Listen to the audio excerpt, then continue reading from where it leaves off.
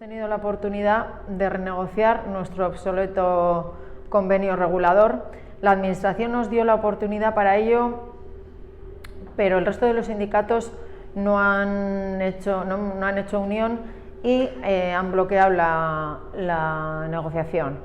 ¿Cuál es la razón para bloquear la negociación del convenio laboral del colectivo más feminizado y precario?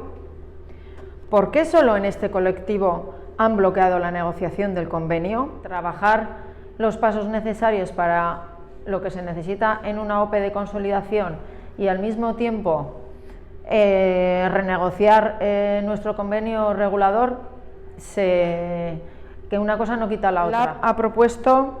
Ha pedido a la Administración una mesa técnica exclusivamente para tratar el tema de la OPE.